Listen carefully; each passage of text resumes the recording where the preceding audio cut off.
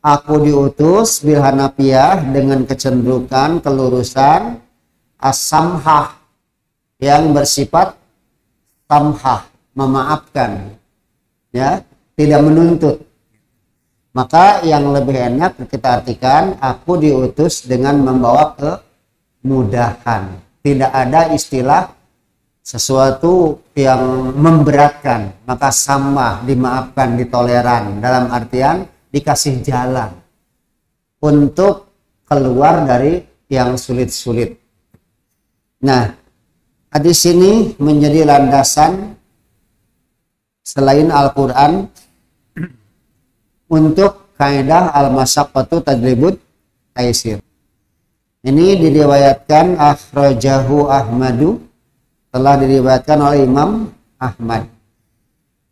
Lalu yang lainnya hadis berbunyi wa an Ibni Abbasin, dan dari Ibnu Abbas qila, ditanyakan, ya Rasulullah, wahai Rasul, ayul adyan ahabbu ilallah, agama yang bagaimana yang disenangi, yang paling disenangi oleh Allah, agama yang bagaimana yang paling disenangi oleh Allah. Faqal, Rasul menjawab, al-hanafiyatu as-samhatu, kecenderungan pada kelurusan, keistiqomahan, tetapi as-samhah, dalam keadaan as-samhah, memaafkan, tidak memaksa, tidak menekan.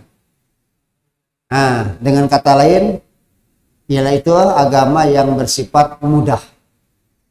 Ini sejalan dengan hadis Nabi, ad-dinu yusrun, agama itu mudah.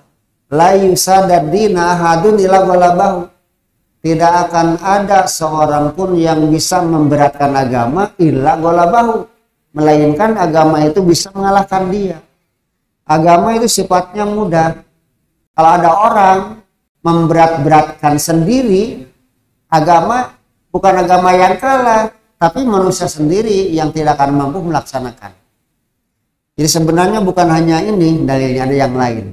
Ad-dinu yusrun, wala yusadadina ahadun illa ghalabahu. Terus kalimatnya fasaddidu, lurus-luruskanlah, akur-akurkanlah, warawihu, gembiralah, senanglah.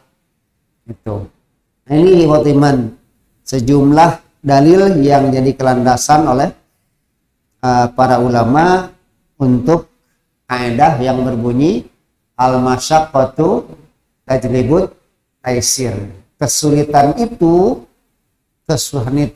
bisa melahirkan atau mendatangkan pengentengan, peringanan. Baik.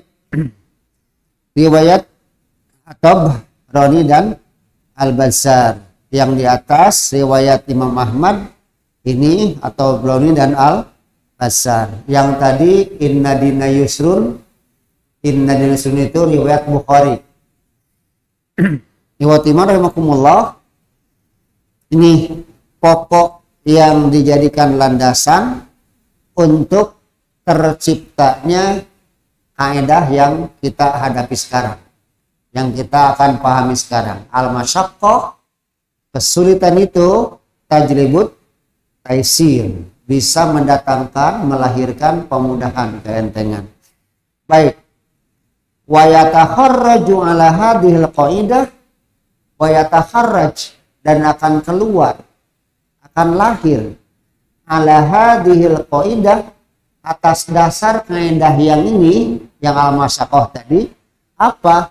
Jami'u rukhasisy syar'i, seluruh rukhas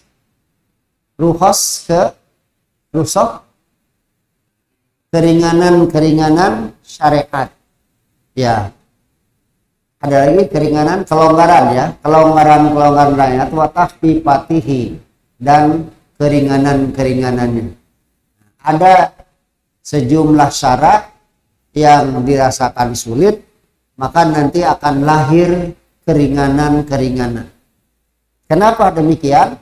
Sebab memang yang dikehendaki Allah bukan kesulitan, tapi ringanan. Nanti insya Allah kita akan masuk pada contohnya lebih paham. Ya, ini hanya berbicara dulu permasalahan landasan yang dijadikan pijakan buat kaidah al-masyaqqatu tajlibut taysir. Baik, sampai sini bisa dipaham dulu. Ya, kalau bisa kita lanjut ya. At-tsani, persoalan yang kedua yang berkaitan dengan masalah kaidah tadi adalah fima yadkhulu fi makna hadhil qaidah. Persoalan-persoalan kaidah-kaidah yang masuk pada makna kaidah ini. Jadi kaidah ini nanti akan ada sejumlah kaidah yang senada, ya, yang menopang pada kaidah al-masyaqqatu tajlibut taysir. Di bawahnya ada sejumlah kaidah, semuanya bernapas menuju ke sana.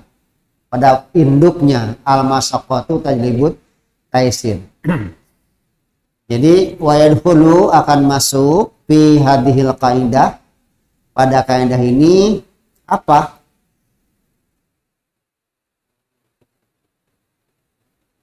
Ya, ya, yang akan masuk di situ kaidah ini adalah pertama bahkan masuk juga pada kaidah ini adalah ucapan Imam Syafi'i. Wa yadkhulu fi hadhil qaidah qaulul Imam Syafi'i. Ucapan Imam Syafi'i pun masuk pada kaidah ini. Yang mana itu? Imam Syafi'i membuat kaidah tersendiri. Idza daqal amru ittasa'a. Ini kaidah beliau. Idza daqal amru, bila persoalan sudah sempit, ittasa'a, menjadi luas. Bila suatu perkara sudah sempit, sudah sulit, maka akan menjadi luas. Sama yang tadi induknya al-masyaqqatu tajlibut taysir. Kesulitan itu bisa melahirkan, mendatangkan ke ringan-ringan, pemudahan. Nah, Imam Syafi'i mengatakan idza daqa, bila sudah sempit al-amru, suatu urusan, ittasa'a, nanti akan menjadi luas. Kalau sempit akan menemukan lapang lagi, luas. Tidak akan mandek, ada jalan keluar. Nah, waqad ajaba bihi fi thalathati mawadhi'. Imam Syafi'i pernah menjawab dengan ucapan beliau, yaitu idza daqal amru ittasa'a. Beliau menjawab 3 masalah, 3 tempat digunakan kaidah ini. Apa saja? Yang pertama, fima idza faqadatil mar'atu. Ini ditanyakan kepada Imam Syafi'i. Fima, mengenai idza faqadatil mar'atu, jika seorang perempuan kehilangan apa? Waliyaha, walinya. Seorang perempuan akan nikah, walinya tidak ada. Sementara menurut keterangan bahwa nikah itu harus pakai wali, walinya tidak ada. Gimana? Nah, ini kan jelas. Di satu sisi ketentuan dalil menyatakan bahwa nikah itu harus pakai wali, sementara perempuan yang akan nikah walinya tidak ada, hilang. Nah, hilangnya hilang mati, hilang diculik, atau hilang kabur, terserah, pokoknya tidak ada kehilangan. Seorang perempuan kehilangan wali, pisaparin, di sebuah perjalanan mau nikah, cuman yang akan jadi wali tidak ada. Nah, lalu pawalat amroha rijalan, si perempuan yang kehilangan wali itu menyerahkan urusannya kepada sejumlah orang, laki-laki yang lain. Bapaknya tidak ada, di situ cuma ada kaum muslimin yang lain, gimana diserahkan saja kepada yang hadir itu, yang ada. Silahkan saja saya mau nikah, tapi wali saya tidak ada, gimana? Nah, Imam Syafi'i ditanya mengenai itu, bagaimana Imam? Kalau ada seorang perempuan di perjalanan, nah mau nikah, ternyata walinya Tidak ada. Lantas si perempuan tersebut menyerahkan persoalan dia kepada orang-orang yang ada di sini. Gimana? Maka Imam Syafi'i menjawab. Nah, sebelum menjawab Syafi'i, ini dikatakan dulu oleh Yunus bin Abil A'la. Qala Yunus bin Abil A'la. Yunus bin Abil A'la berkata, Fakultu lahu. Aku bertanya kepada siapa? Kepada Imam Syafi'i. Jadi ada masalah diajukan tentang perempuan tadi, kemudian si kalimat yang diajukan oleh perempuan tadi oleh Yunus disodorkan kepada siapa? Kepada Imam Syafi'i. Fakultu lahu. Aku bertanya kepada Imam Syafi'i, kaifa hadza? Bagaimana ini? Jadi tadi masalahnya sudah jelaskan, bagaimana ini Imam gitu. Faqal, maka Imam Syafi'i menjawab, idza daqal amru ittasa'. Tiada usah bingung, pokoknya kalau sudah sempit, dilakukan akan melebar, boleh saja. Artinya boleh diwalii bukan oleh bapaknya, diwakilkan. Akhirnya wali hakim, ya sebutan itu. Atau wali yang mewakilinya. Baik, ikhwatiman rahimakumullah. Itu satu masalah. Yang kedua, Imam Syafi'i pun ditanya mengenai fi awani al-khazab. Mengenai awani, bejana-bejana. Bejana, wadah-wadah. Bejana-bejana, tempat-tempat air. Al-khazab. Al-khazab, tembikar. Bejana-benjana tembikar yang terbuat dari tanah. Seperti celengan, coet, apalagi gentong ya, gayung, ya betul, periuk. Ditanya mengenai bejana-bejana tembikar. Yang si bejana-bejana tembikar itu al-ma'mulatu minas sirjin, yang dibuat minas sirjin, campuran rambut atau darah supaya mengkilap. Jadi ada sejumlah bejana, kemudian bejana ini nantinya akan dipakai air ya segala macam. Ketika dibuatnya dicampur dengan rambut atau dengan darah supaya mengkilap gitu. Sirjin itu rambut. Nah, ikhwatiman, kalau ada yang hidup belakang seperti seumur saya, ketika kita melihat orang tua dulu, mereka suka membuat tungku, itu tidak semata-mata tanah, tapi dicampur dengan ijuk, dengan kapas. Untuk apa? Supaya tidak lepas retak gitu, supaya tidak cepat retak. Nah, rambut salah satu hal diperlukan supaya mengikat, tidak cepat retak gitu ya. Nah, ditanya gimana itu mengenai bejana-bejana tembikar yang makmulah, yang dibikin dicampur minas sirjin, dari semacam rambut tuh. Ayajuzul wudu piha, boleh nggak wudu di situ? Kemungkinan yang jadi masalahnya rambut itu dipandang sebagai bangkai gitu masalahnya ya, karena rambut sudah terlepas dari badan, dipandang sebagai bangkai. Sementara kan sebagian orang berpaham tidak boleh bangkai menyentuh itu, dia dipandang najis, padahal sebenarnya dalam taraf perselisihan ada yang menyatakan najis. Oke, kita lanjut dulu. Jawab Imam Syafi'i ketika ditanya bagaimana boleh nggak wudu memakai bejana yang dibuat dari campuran rambut itu. Faqal, dia menjawab, idza daqal amru ittasa.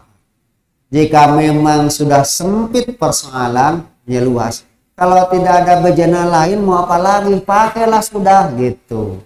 Jangan sampai mau wudhu airnya di situ sampai tidak wudhu. Jangan, gunakan saja gitu. Ya. Ini sama dengan yang di atas sebagai induknya al-masyaqqatu tajlibut taisir. Kesulitan itu bisa melahirkan, mendatangkan pemudahan, pengentengan. Nah, buat iman, kemudian yang ketiga, Imam Syafi'i juga menjawab dengan kaidah buatan beliau mengenai masalah lain. Suila, siapa yang ditanya? Imam Syafi'i, anid dubab.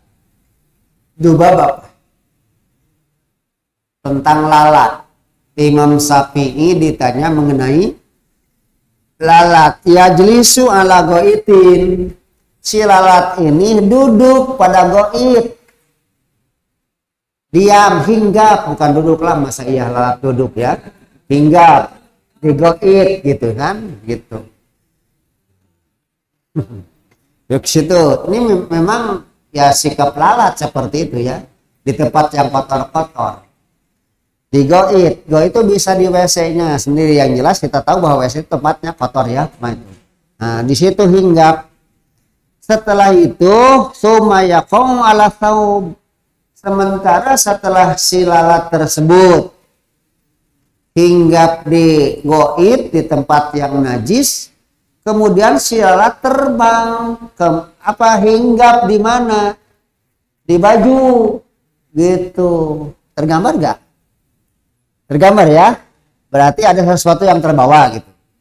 Nah, bagaimana itu? Imam Syafi'i menjawab, ingkana fitiranihi. Jika ternyata dalam terbangnya si lalat mata jipu pihi rijlahu, ada ukuran yang membuat kering ke rijlahu, kaki si lalat itu, ya silahkan pakai. Yuk, sebentar. Jawaban beliau gini, Imam Syafi'i, ini ada lalat. Lalat ini hinggap di goit, di kotoran, lalu terbang. Setelah terbang hinggap di baju. Pertanyaannya gimana itu? Imam Syafi'i menjawab begini, bila ternyata dia terbang, in kana fitironihi, dalam terbang itu mata jibu pirijlah, ada seukuran yang membuat si kakinya kering. Tadi kan terbang di situ basah. Ya, terus setelah hinggap di situ terbang. Jika terbangnya bisa ditaksir kering, membuat kakinya kering, ya nggak apa-apa, silakan saja. Wa illa, kalau tidak, fasyai'u, itu masalah lain. Nah, persoalannya kalau si lalat tersebut hinggap di goit lalu terbang. Terbang itu bukan kemana-mana, bahkan hinggap di baju. Tentu saja kan kita ragu, ini kotor. Bagaimana? Imam Syafi'i panjang jawabnya. Jika ternyata si lalat tersebut terbangnya membuat dua kakinya kering, ya udah, silahkan gunakan. Cuman yang jadi masalah, siapa yang tahu kakinya kering? Kan gitu. Masa apa kering enggak dan enggak tahu bagaimana basahnya itu. Maka Imam Syafi'i melanjutkan, wa illa, kalau tidak mengeringkan fasyai'u, itu termasuk pada perkara idadoko itasa'a. Bila memang sudah sulit ditentukan, sudah luaslah salat saja. Kecuali memang jelas-jelas ada di situ kan, kelihatan jelas-jelas ya, dibersihkan saja. Ini sebenarnya tempat-tempat sampah, di tempat-tempat terbuka, kotoran-kotoran yang berserakan itu kan banyak. Lalat lewat ke sana, kita lewat ke sana banyak lalat yang hingga persoalan ini najis enggak gitu kan gitu. Kalau ternyata ditaksir kakinya sudah kering, udah gak ada masalah. Tapi kalau kering tidak kena gitu maksudnya, tidak akan menempel. Tapi persoalannya bagaimana tidak diketahui. Sudah jika kondisi terlalu menyempit, leluasa lah sudah. Bukan sengaja membawa kotoran ke baju. Kalau memang kelihatan ya buang saja, dibersihkan. Ya, jadi Imam Syafi'i menggunakan kaidah itu dengan persoalan-persoalan yang disampaikan kepada beliau. 3 persoalan dijawabnya yang tadi.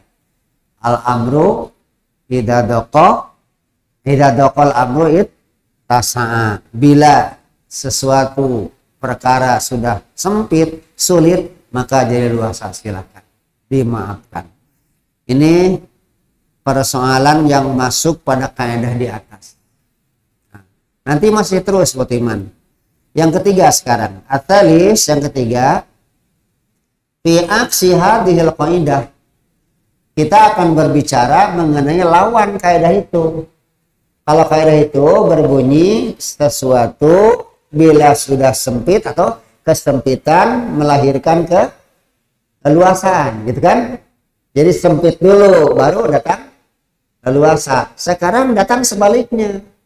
Bagaimana leluasa dulu, maka akan sempit jadinya. Ini kaidah lawannya. Jadi kaidah yang berlawanan dengan kaidah yang atas. Ya, walahum, dan bagi mereka para ahli usul, aksu hadhil qaidah, memiliki lawan kaidah ini. Sebalik kaidah yang tadi, yaitu tidak al-masyaqqatu tajlibut taisir. Ada lawannya. Yang ini berbunyi bahwa kesulitan bisa menimbulkan kemudahan, pengentengan. Bagaimana sekarang keluasaan, terlalu luasa, maka lawannya akan lahir kesulitan. Itu. Yaitu apa kaidahnya? Idza tasal amru doko. Bila persoalan sudah meluas, melebar kemana-mana, kembali menjadi sempit. Terasa berlawanannya? Terasa yang tadi kesulitan melahirkan kemudahan, keentengannya. Sekarang keleluasaan justru kembali melahirkan kesempitan, lawannya. Ya. Idza tasal amru, jika suatu perkara sudah melebar, meluas, doko, maka tentu menjadi sempit. Ibnu Abi Hurairah telah berkata, bukan Abu Hurairah sahabat, ini Ibnu Abi Hurairah nama, bukan yang biasa kita bacaan Abi Hurairah, bukan itu. Ini Ibnu Abi Hurairah nama orang lain, bukan Abi Hurairah yang berupa perawi riwayat dari Nabi, bukan. Qala Ibnu Abi Hurairah, berkata Ibnu Abu Hurairah, wudi'atil asya'u fil usuli.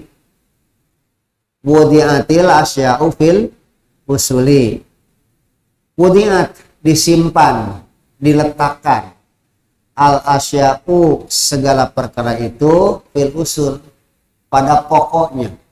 Segala perkara diletakkan, ditempatkan pada pokoknya. Jangan dulu nyimpang. Itu. Ala annal asya'a, yang menjadi pokok itu segala sesuatu idza daqat kita saat. Ya, yang jadi pokok segala sesuatu bila sudah sempit menjadi luas, itu yang pokok. Tetapi jangan hanya sampai situ, lanjutkan wa idza tasat daqat. Bila sudah meluas menyempit. Tergambar enggak? Pokoknya segala sesuatu bila sudah sempit menjadi luas, leluasa. Sebaliknya, ya, bila sudah leluasa, melebar, akan sempit. Sini buat Iman, supaya ada gambaran dulu. kita terapkan ayat Al-Quran sini. Kita tahu bahwa yang diharamkan 4 ya. Hurimat alaikumul maitatu, terus wadamu, terus walamun hinzir wil ligoir haram. Boleh nggak orang makan yang 4 itu? Tidak boleh. Tidak boleh. Ya. Haram, tidak boleh. Nah, lalu ada sejumlah orang pergi ke sebuah tempat tidak menemukan makanan. Kelaparan. Kalau tidak makan, qaidlah sudah. Sementara mereka hanya menemukan babi di situ. Ini jelas sempit. Sempit. Masalah babi itu jelas kondisinya diharamkan. Persoalan yang dihadapi oleh manusia harus makan. Ketika akan makan tidak ada makanan, sempit. Yang ada hanya babi. Maka bagi orang yang diancam bahaya tidak makan karena tidak ada makanan kecuali ada babi, diperbolehkan makan daging babi. Itu bahasa Al-Qur'annya pamanitur werobagin wala adin. Itu barang siapa yang terpaksa ya dan juga bukan sengaja ingin berbuat, entos silahkan, pala junaha alaih, tidak apa-apa. Bukan daging babi jadi haram, bukan, tetap haram, cuman bagi orang yang menyempit luasa boleh makan. Persoalan sekarang sudah makan, rasa lapar sudah hilang, terus digoreng daging babinya dibawa ke rumah. Ayo, tadi kan lapar, jelas diancam mati. Yang asalnya sempit lahirlah keleluasaan, jadi boleh dimakan. Sekarang sudah hilang rasa laparnya, dengan satu suap sudah hilang. Apa boleh sampai ngerendang? Nah, dokot lagi. Iya, ketika sudah hilang rasa lapar karena luasa, maka sempit lagi, jadi tidak boleh lagi. Gitu gambar. Oh, gambarnya begini. Waktu Iman pernah pergi ke hutan, pernah kan? Subhanallah, di hutan nyasar, bekal sudah tidak ada. Subhanallah, di situ ada kebun orang. Kita ini sudah benar-benar lapar, tak tahan, payah banget. Sementara ada pisang matang atau ada nangka ya, sampo terserah gitu matang. Boleh nggak ngambil punya orang? Tidak boleh asalnya. Tidak boleh asalnya, ya, sempit, tidak boleh asalnya. Tapi dalam kondisi keterpaksaan jadi boleh. Silahkan ambil saja. Nah, cari dulu tuh yang punyanya, mati duluan, mencari orang pun di mana. Sudah makan saja, tidak berdosa buat Anda. Nah, begitu makan dengan satu sudah hilang rasa laparnya. Apa boleh dibawa ke rumah? Tetap kembali ke sempit. Jadi sesuatu bila menyempit menjadi leluasa. Setelah luasa kembali ke sempit lagi. Itu. Terus nyarios. Bicara saja. Saya lapar anu. Ulah kagok payahane jeung bogana, hati-hati. Enggak.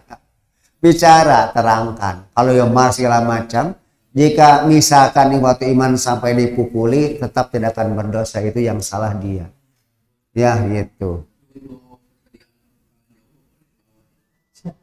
Bergantung kondisi. Tetap saya bagaimana saat apa kita sangat dan dopotnya gitu. Wah, jelas belum tahu nih kemana masa kita harus pergi. Kalau tidak bawa ini, gawat ini kita bisa kelaparan berapa. Nah, silakan bawa sebatas menutupi itu. Gitu. Baik, Ibu Iman. Jadi kaidah ini ada yang bersifat lawannya. Maka Ibnu Muharram mengatakan wudi'atil asya, segala sesuatu ditempatkan fil usul, ya, pada pokoknya. Yaitu apa? Ala anal asya, yang jadi pokok bahwa segala sesuatu idza daqat, kalau sudah sempit kita saat menjadi leluasa. Tetapi wa idza tasaat, bila sudah leluasa kembali daqat, menjadi sempit. Gambarnya yang tadi, ya. Ala taro katanya, tidakkah Anda, contohnya tadi saya sudah ambil dari Al-Quran, di sini contoh lagi. Ala taro, tidakkah Anda melihat anna qalilal amal bis shalah, bahwa perbuatan yang sedikit, gerakan yang sedikit dalam salat, lamaduro ilaihi, ketika diperlukan, terpaksa, sumiha bihi, itu diperbolehkan. Sini. Dalam salat bolehkah tangan kemana-mana? Tidak boleh kan? Diam gini. Ternyata dalam kondisi salat sembrono, nyamuk langsung nyongcong di telinga, maka ditepak, cukup kabur atau mati, selesai, boleh sumiha. Sedikit perbuatan kan diperlukan, boleh. Subhanallah, nyamuk tersebut sudah tidak ada, terus saja kita tepak-tepak begini. Nah, ini berlebihan, kembali lagi gitu. Ya. Sama ketika gatal sedikit, ya udah. Sudah hilang gatalnya, digaruk kabeh, ya itu nggak boleh, kembali gitu. Nah, sini itu contohnya. Alataro, tidakkah Anda melihat anna qalilal amal, bahwa sedikit gerakan perbuatan fis shalah dalam sholat, si perbuatannya itu lamaduro ilaihi, ketika diperlukan gerakan tersebut, sumiha bihi, itu diperbolehkan. Wa kathiruhu, banyak gerak, banyak tindakan, banyak amal, ganyang terus, tepuk terus, padahal sudah tidak ada apa-apanya, maka lam yakun bihi hajah, ketika tidak diperlukan lagi, lam yusamah bihi, tidak diperbolehkan. Itu ya.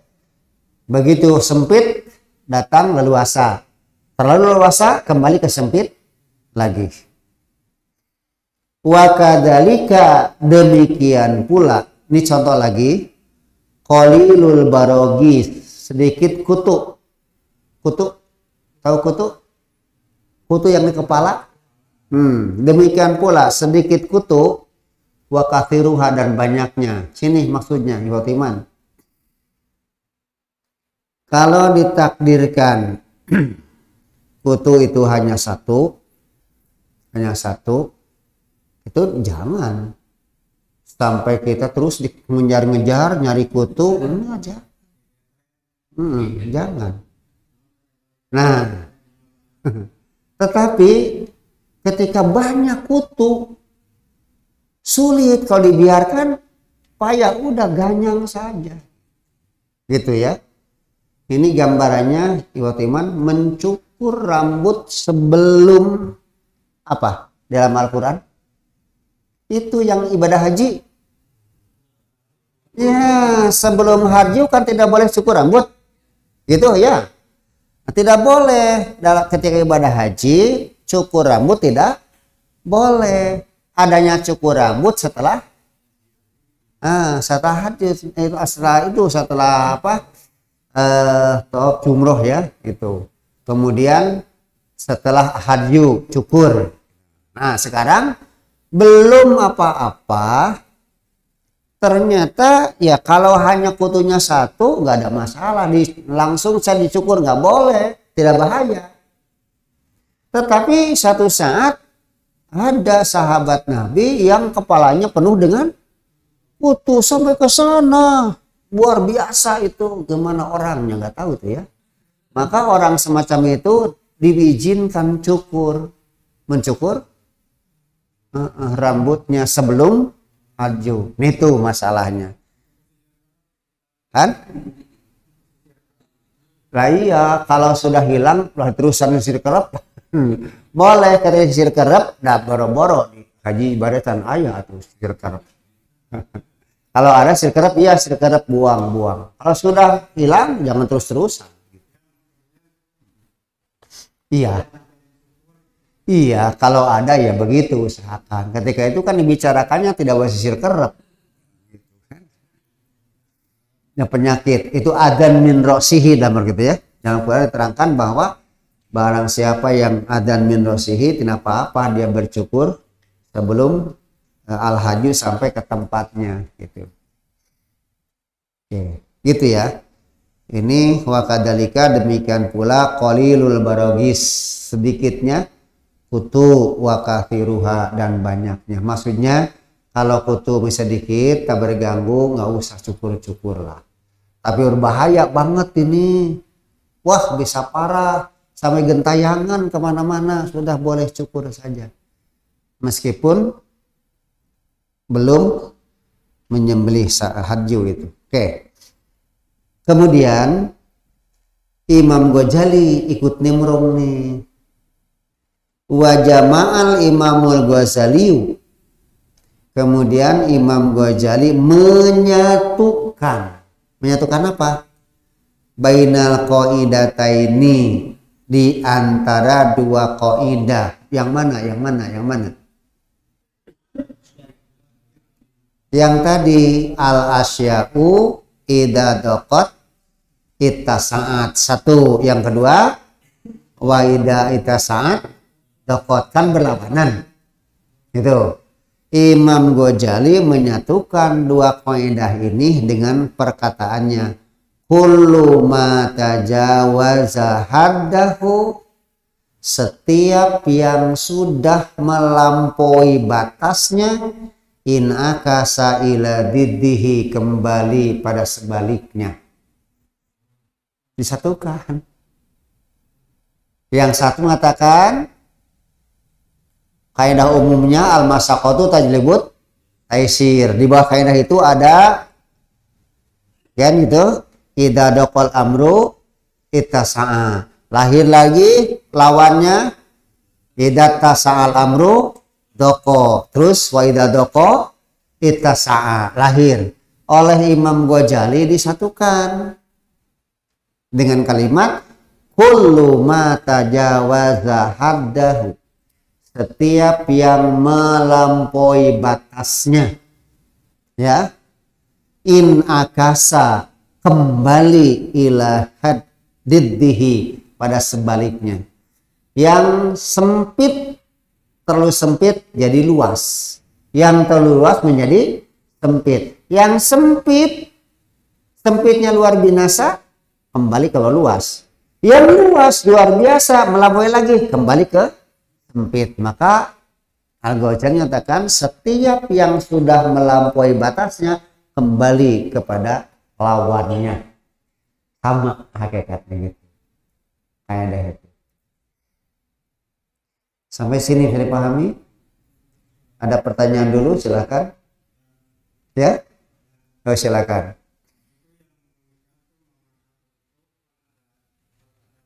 Ya. Punya tidak mati, tidak tahu tempat tinggal.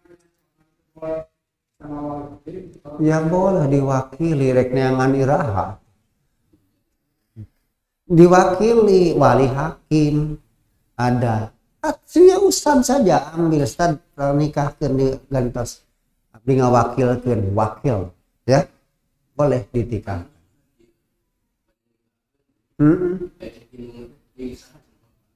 Oh,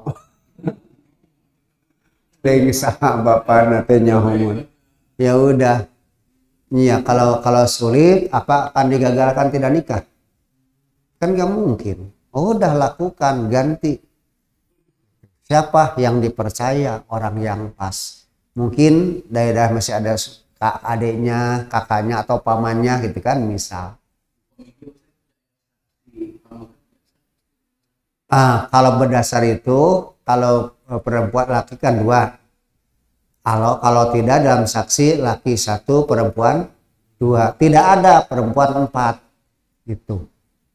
Itu dalam saksi jual beli diterapkan saja oleh itu boleh ketika tidak ada. Tapi kalau ada ya sudah laki-laki lah. Baik, kita terus. Oh ya, silakan.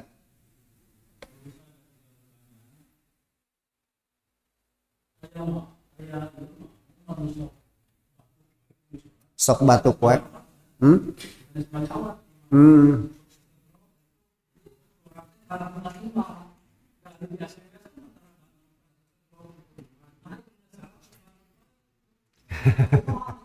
Persoalannya saya tidak tahu persis apa memang alerginya ketika salat datang atau dibuat-buat. Kalau dibuat-buat jelas durhaka. Iya. Artinya dia melakukan sesuatu yang tidak diperlukan sama. Batuk lantaran memang atel wajar. Tidak apa membatukan temenang haram. Antum batukan. Ya, nggak tahu itu apa maksudnya ya. Ya, terus umul walad. Umul walad ibu yang melahirkan. No pokok umul walad mah indung yang melahirkan gitu. Sararea gitu. Eta ampun kan bapana ka mana-mana tos ari umul walad teh nu disebut ummah nu ngalahirkeun. Sabab aya indung dianggap indung sebagai hukut sanes gitu. Indung asli mah alladzi walad nahum nu ngalahirkeun indung asli mah. Lamun indung lain mah itu indung-indungan, indung puput gitu kan.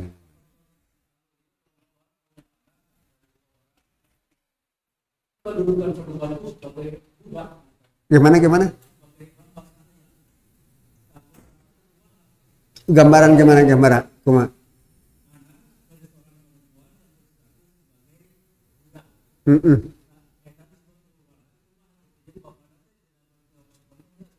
Oh, itu berdasar zaman jahiliyah. Gini, kalau si bapak orang merdeka, ya, kemudian punya anak, tapi si anak ini lahir dari hamba sahaya. Ini yang anaknya ini tidak dibawa ke si bapak, ke indungna dianggap hamba sahaya lagi. Itu mula walad. Itu ke tabiat orang jahiliyah. Kalau si anak ini lahir dari hamba sahaya, meskipun bapaknya merdeka, dia tetap dianggap jadi dibawa ke ibu yang jelek-jelek mah gitu. Itu sesuatu yang ya salah, maka oleh Islam dihilangkan. Sesuatu itu. Baik, teman kita lanjut ya. Oh, satu lagi silakan.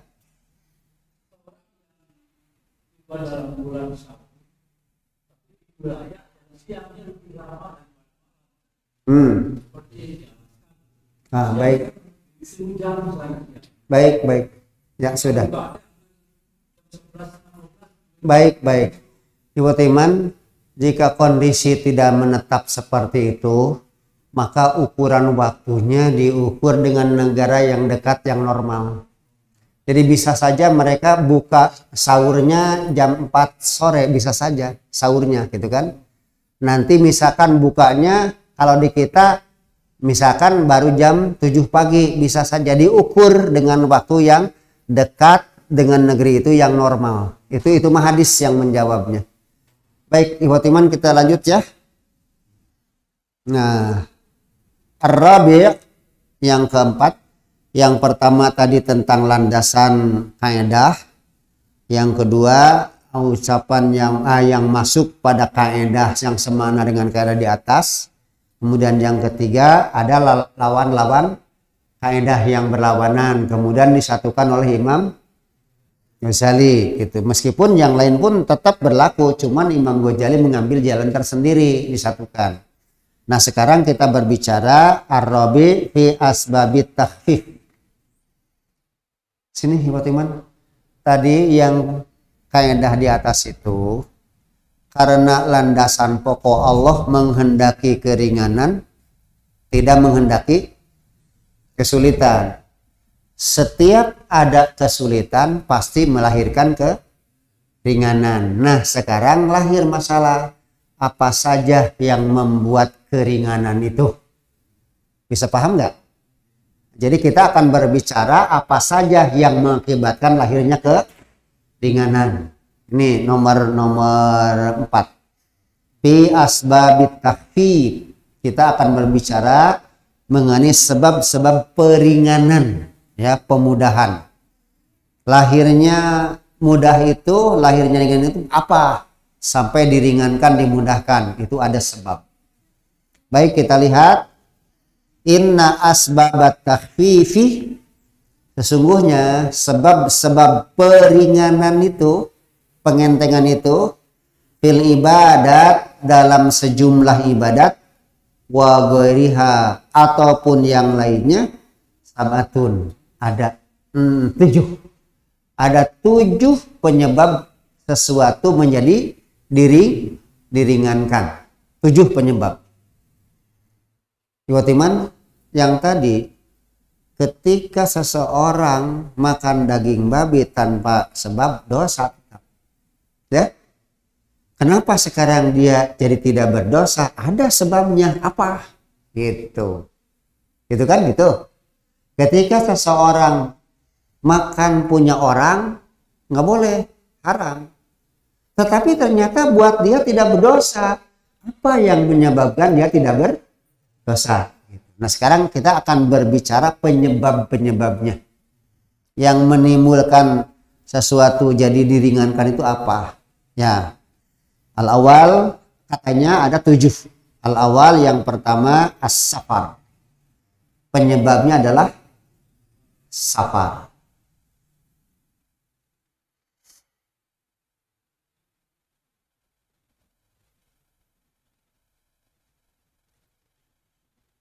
Warukhasuhu, dan kelonggaran-kelonggarannya, ya, kelonggaran, keringanan-keringanannya itu katsiroh, banyak. Nih kawan, sini, safar, ini safar. Karena safar, maka ada sejumlah ibadah yang mendapat keringanan karena safar, katsiroh. Antara lain, pertama, seperti apa?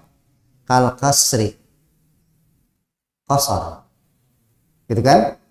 Salat seharusnya tam 4, gitu kan? Dengan safar, lahirlah boleh menjadi 2, qasar, jadi 1. Kedua, jamun, kasar, kita menjama, menganggap enteng jamak saja tidak boleh, bisa melahirkan dosa, ya, jamak saja nggak ada maksud, enggak. Tapi ketika safar boleh jamak. Oke, kita lanjut. Ketika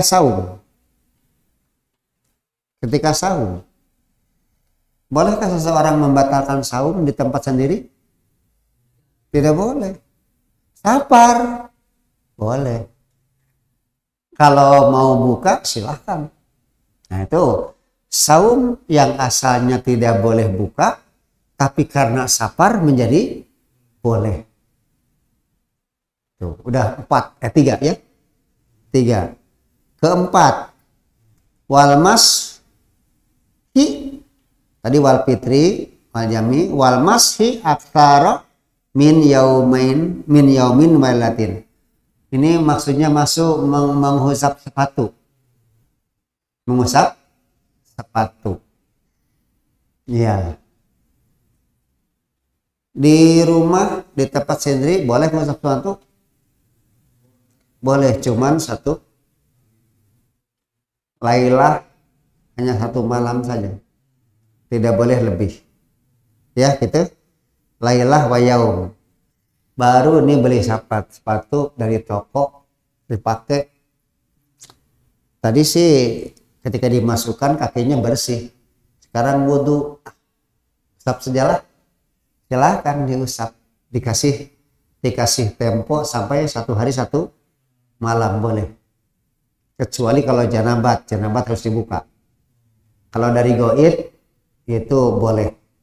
Dari buang air kecil, buang air besar, atau keluar angin. Boleh ketika wudhu mengusap sepatu sehari semalam bagi yang mukim. Kalau mau coba silahkan. Tak durhaka. Cuman yang saya rasakan gak enak. Di tempat sendiri sepatu dibuka, segala macam, apa-apaan. Ada orang sengaja mau nyoba saja ketika wudhunya diusap, tapi ketika sholat dibuka, tadi buka. Ya, baik Otiman. Tapi boleh ketika wudhunya diusap, ketika mau sholat dibuka boleh. Mau pakai sepatunya langsung juga boleh. Nih di tempat hanya diperbolehkan 1 hari. Gitu. Catatan kalau selama dia tidak janabat. Kalau janabat harus dibuka. Nah, sekarang yang hanya diperbolehkan 1 kali ini safar, maka boleh lebih dari 1 hari sampai 3 hari 3 malam. Boleh. Apanya? Tidak ada. Anda merasa safar atau tidak? Tidak ada ketentuan berapa kilo, tidak ada. Itu hanya daerah pemahaman. Tidak ada yang sama. Ada yang menyatakan 5 kilo sebab Nabi pernah safar 3 mil, beliau mengqashar sholat. Suatu waktu Nabi pernah safar 92 kilo, beliau qashar sholat. Sampai ada orang memahami minimal safar itu 5 kilo, maksimal 92 kilo. Bagaimana kalau 95 kilo? Kan ini masalah. Nah itu tidak. Yang penting merasa nggak safar. Kalau tidak merasa jangan. Ini kaidah yang sudah kita pelajari di Mabadi Awaliyah. Ma warada fihi syar'u mutlaqan wala dhabitan fil lughah yurja'uhi ilal urfi. Syarat yang datang dengan tidak ada incian ketentuan, baik dalam syariat sendiri atau dalam bahasa, tidak ada ketentuan, kembali pada kebiasaan. Safar ada hukum syaratnya, tapi secara bahasa safar itu apa? Tidak ketentuan. Safar itu berapa kilo? Tidak ketentuan. Kembalikan kepada kebiasaan disebut safar. Safar yang arti aslinya pergi, keluar rumah. Nah, namun secara kebiasaan apa kita ketika di rumah akan beli rokok ke jalan, safar enggak? Iya, secara bahasa dikatakan safar pergi, tapi itu tidak dianggap kan? Bukan begitu yang namanya safar, pergi tempat jauh gitu. Maka ulama menyatakan merasa safar tidak. Kalau Anda merasa silahkan, kalau tidak jangan.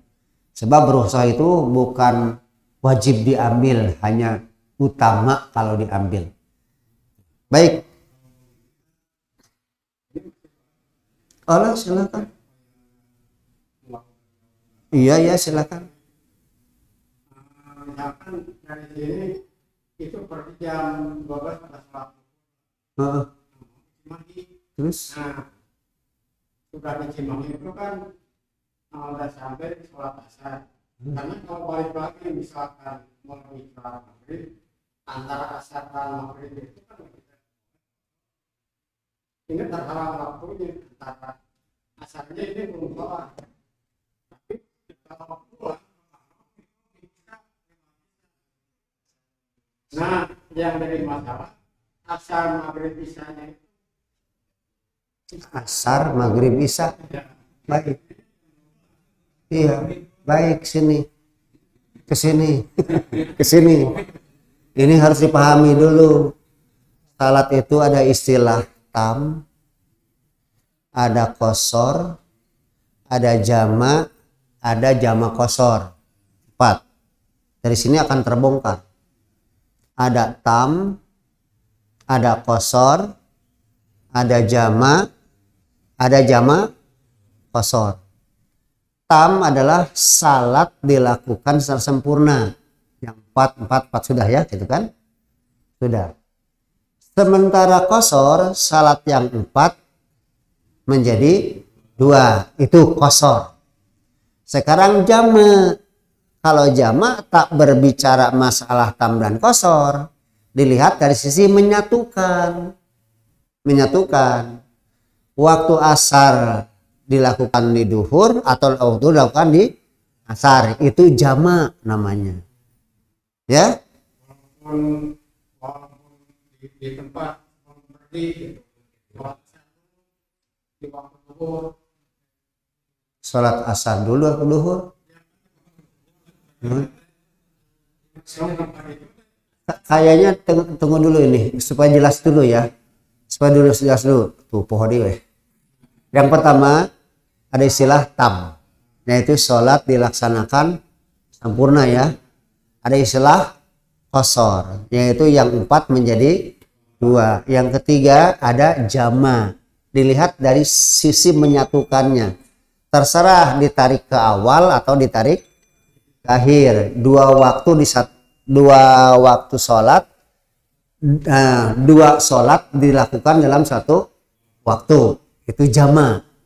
Yang ketiga jamak qashar.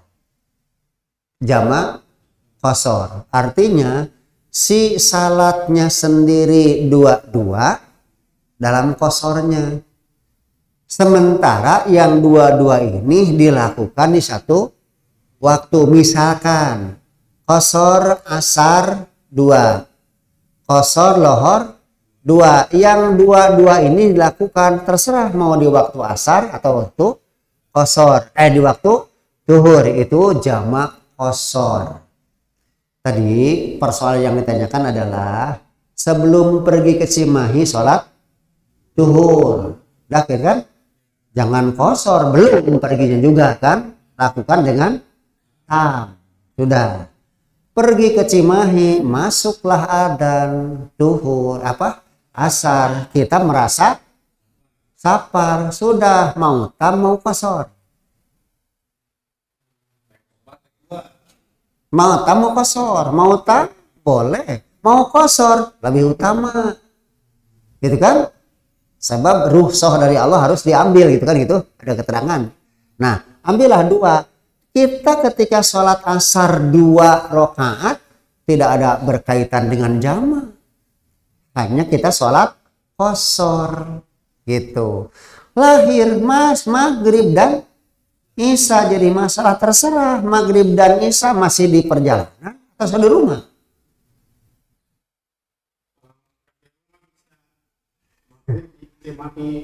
Kan tidak mungkin. Oh ya, terus ini pengertian maghrib bisa tarik maghrib atau nanti sholat maghrib di dalam waktu isya. Terus Nah, yang menjadi bingung teh mau asar nah tuh bingung asar. Betul, asar hanya 2 rakaat qashar tanpa jama. Sebab tak mungkin asar dijama dengan maghrib, gitu. Sudah hanya qashar saja. Sementara tinggal 2 nih, maghrib dan isya. Ketika maghrib masih di mana? Di Cimahi. Udahlah, saya makan jamak qashar saja. Silakan. Maghrib 3 rakaat, langsung setelah itu isya 2 rakaat. Pulang ke rumah tidak perlu karena sudah. Kecuali udah saya maghrib saja di sana, tapi tidak boleh qashar. Kenapa? Sebab yang 3 tidak ada qashar, gitu. Tidak ada 1,5, tidak, maghrib saja sempurna. Maka kalau isya dilakukan di situ, jelas di rumah. Namun bila Bapak menghendaki udahlah mumpung safar ini sholat maghrib isya pun saya lakukan di jamaah saja, sudah. Bahkan dengan di qashar boleh. Jadi jamaah qashar dan takdim, gitu kan? Maghrib dulu lalu isya 2 rakaat tuh boleh, gitu. Silakan.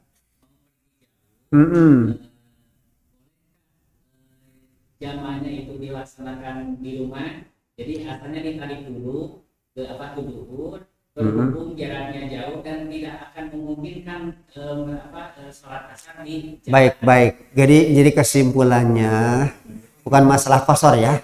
Jama dikhawatirkan ini akan terjawab dengan hadis bahwa Nabi pernah menjama asar dan duhur tanpa alasan apa-apa.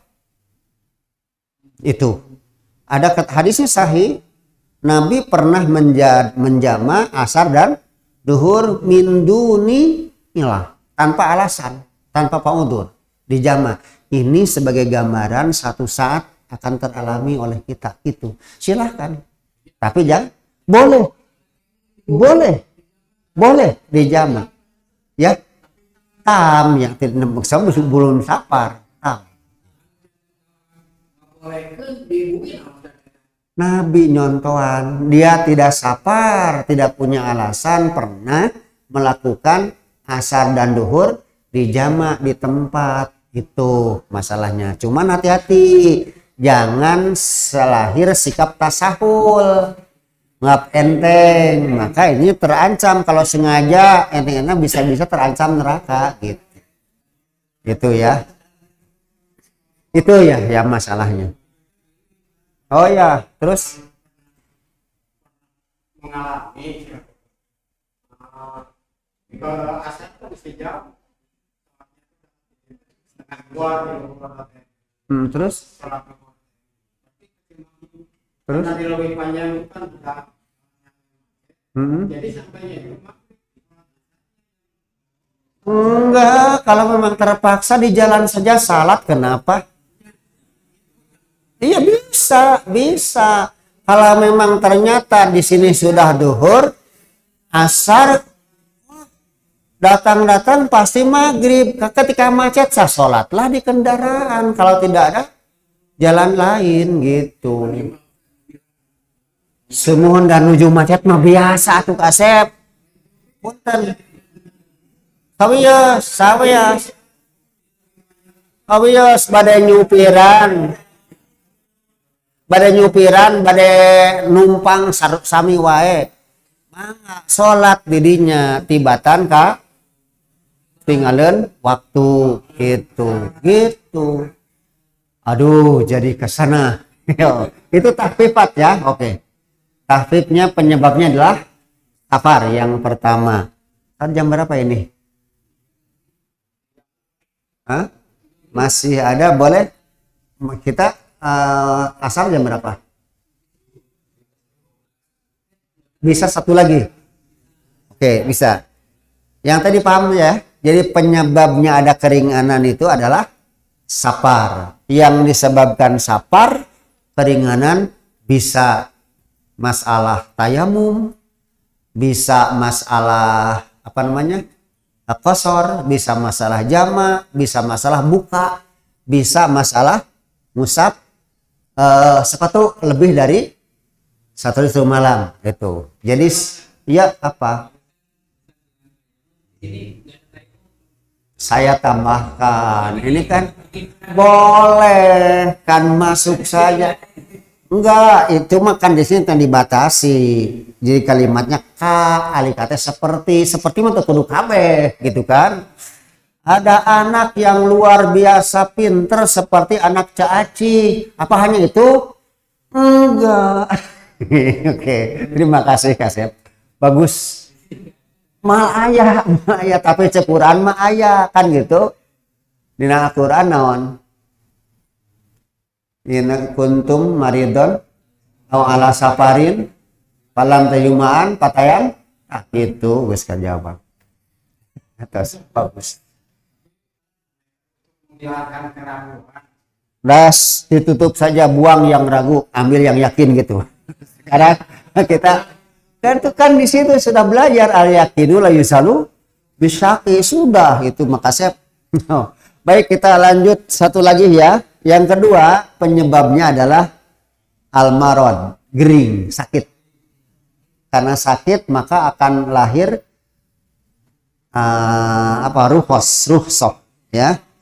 Ruhsoh, kelapangan. Oke. Waruhosuhu, nah karena sakit itu kelapangan-kelapangannya pun banyak, sama seperti safar tadi ya. Kathiratun aidon, banyak nih pandang sama dengan safar. Pertama tayamum. Tayamum. Nah, tayamum dicokot di atas boleh ditempatkan ya. Oke. Tayamum. Inda masyaqqatis timalil ma'i, ketika sulit, ketika parah menggunakan air. Sebentar, sakit tapi tidak masalah. Punten, sakit itu kan umum. Batuk sakit bukan? Bisul tayamum wae. Indah masyaqqati itu kalau memang dia berwudu ada gangguan. Pernah penyakit gitu. Indah masyaqqati istimalil ma'i, di saat masyaqqah, masakat, menyulitkan ya, membahayakan untuk kalau menggunakan air. Satu itu, jadi boleh tayamum. Catatan yang gering bagaimana? Pandang kalau dengan tayamum itu akan berakibat, atau ada kalanya orang tidak kuat kena air ya, gitu. Silakan. Kemudian wal qu'ud fi shalah, dalam salat harus berdiri kan? Ya. Ketika sakit boleh duduk, tapi ukur batuk mah berdiri sudah kan gitu. Intija ya, berbaring ya, boleh qu'ud fi shalah wal intija, atau juga berbaring dalam salat. Wal nah ini masalah kalau jamu karena sakit. Kayaknya mengambil dalil Nabi pernah menjamak di tempat tanpa sebab, kemudian dari situ ini diambilnya. Tapi kalau ini tidak usah menjadi penyebab, kayaknya nomor berapa 3 tidak masuk contohnya. Sebab yang Nabi lakukan itu tidak ada alasan apa-apa, bukan sawit sebangsanya. Ini tidak ada.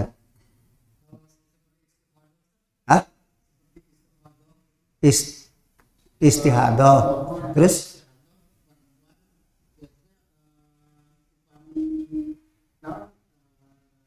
wudu ya keluar maka nyanak dengan waktu akhir mepet kan asar gitu. Mepet ke asar itu persoalannya nggak jamak nggak? Ini urusannya menjamak. Kalau kata mepet bisa terpisah, hanya mepet saja.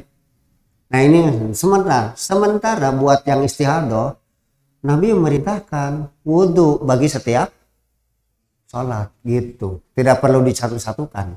Kalau istihadah dianggap sebagai sakit, gitu kan? Watawadoi likuli sholatin, pada istri yang istihadah itu. Innama hiya irkun, bukan istihadah lagi. Nah, terus watakhalluf anil jamaah. Nah, ini bisa dipaham. Masalah berjamaah ini ada yang mandang wajib, ada yang anjuran kuat. Bolehlah teu berjamaah kunaon gering wajahna. Teu gering teu naon teu berjamaah terus-terusan aya naon gitu. Ya, gitu. Wajar, kenapa si bapak sakit? Oh, biasanya ada melulu, ini si bapak sekarang tidak ada. Suka ditanyakan kalau memang orang tersebut suka berjamaah, aitara berjamaah mah ditanyakeun leuwih oge gitu kan gitu. Jadi ini yang biasanya berjamaah lantas dia tidak berjamaah karena memang sakit, boleh, tapi tetap catatan amal dia dapat. Senang, rajin banget berjamaah melulu. Asar tidak bisa karena sakit. Meskipun tidak bisa dikarenakan sakit, pahala berjamaahnya tidak hilang. Ya. Oke. Wal Jum'ah. Nah, Jum'ah jelas. Boleh tidak Jumatan kalau marad, sakit. Ma'ah husulil fadilah. Nah, ini yang tadi saya katakan. Ma'ah husulil fadilah. tetapi tercapai juga keutamaannya. Meskipun orang itu sholat duhur di rumah, karena kan dia sakit, keutamaan Jumat buat dia tidak hilang. Tetap dihargai. Gitu. Sama yang berjamaah biasa terus menerus sakit, hatinya tetap mau berjamaah, tapi bisa tetap pahala berjamaah tidak hilang. Itu berdasar keterangan Nabi, ya. Yang biasa saum, lalu dia berhalangan sakit atau bepergian, maka dia tidak saum, pahalanya tetap tercatat, gitu ya.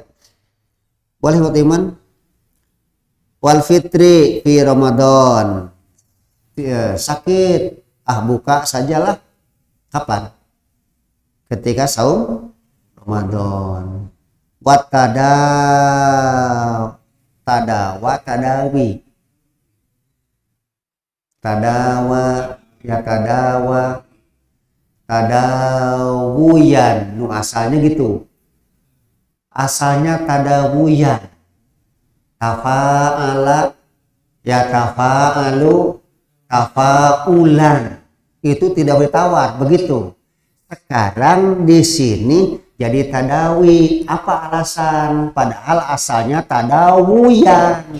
Itu asalnya begitu. Kenapa itu tadawi? Ini ilmu sorof yang berbicara, ilah, ini urusan ilah. Karena di sini ada iya, wau menghadapi iya, itu sulit mengatakan domah masuk ke iya. Nah, iya itu munasabahnya dengan kasroh, maka budilat ad-domatu bil kasroti lil munasabah. Itu aslinya tadawuyan, tidak boleh tidak. Ya, itu jadi beratnya dari domah ke iya. Sebab domah masuknya ke wau, ya kasroh ke iya. Itu dalam apa namanya? Dalam ibdal adanya. Ibdal, ada i'lal, ada ibdal, ada idgham. Itu urusan ilmu sorof.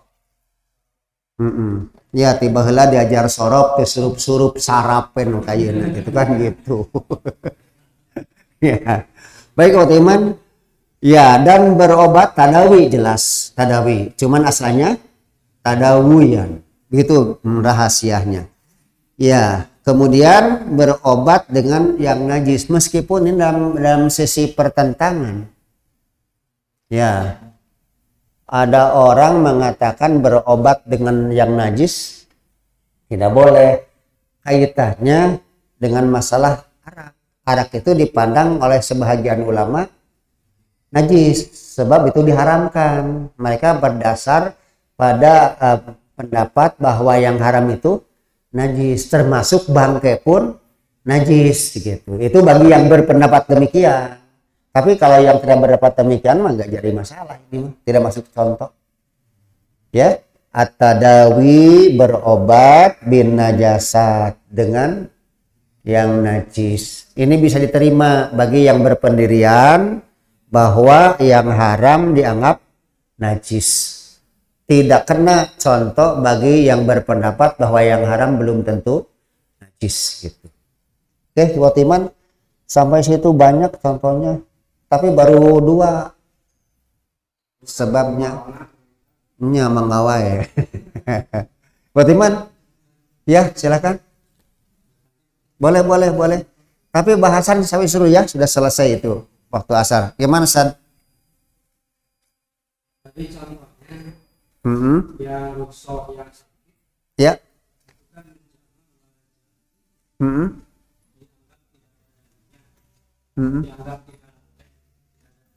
Bukan dianggap tidak boleh, ini masuknya kemana? Sebab masalah sakit tidak ada keterangan berkaitan dengan menjama. Itu masalahnya. Jadi kita agak berat menerima menjama karena sakit, sebab tidak ada keterangan karena sakit menjama gitu.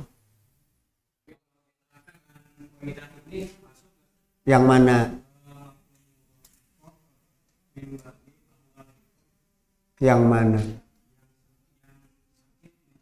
Oh, mesti hati-hati dalam ibadah, tidak ada kias, tidak pemahaman begitu. Nah, pahwal itu yang mana? Sapar tanpa alasan. Nah, makanya saya katakan tadi, ini bisa jadi mengambil hadis yang tadi gitu kan. Tapi kita berat untuk menerima itu gitu. Yang tadi itu sudah disampaikan. Jadi bisa saja contoh ini memahami dari Nabi menjawab tanpa sebab saja menjama, apalagi kalau nah gitu saya katakan tadi itu bisa menggunakan yang itu, tapi saya berat menerimanya gitu. Oke, terima kasih. Aduh, sok naon Kasep. Ya. Terus?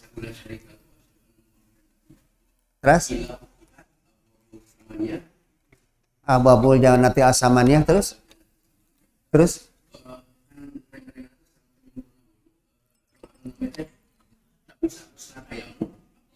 Oh, gitu. Lamun tos wudu aya bacaan asyhadu alla ilaha illallah, kumaha lamun tos tayamum aya bacaan eta tah di urang mah dinyatakan teu aya lantaran teu bisa dikias-kias. Lah kiasa pil ibadah itu hasil dewan hisbah gitu. Jadi yang mengatakan ada syahadat itu dikiaskan pada bahwa dalam wudu pun ada bismillah, ada apa? Ada syahadat. Tapi kalau bismillah masih digunakan, kenapa ada ulu amrin dibalin ada dalil yang umum dipakai gitu. Itu mah. Enggak begitu. Tetap dalam kondisi dia terhalang, padilahnya tidak hilang. Itu yang tadi kan. Kenapa ditayamum sebagai alasan? Apa padilahnya mual cemerlang? Anger gitu. Ya, itu yang tadi. Alhamdulillah. Terima kasih Otiman. Ya, sekian ya. Assalamualaikum warahmatullahi wabarakatuh. Sad mangga.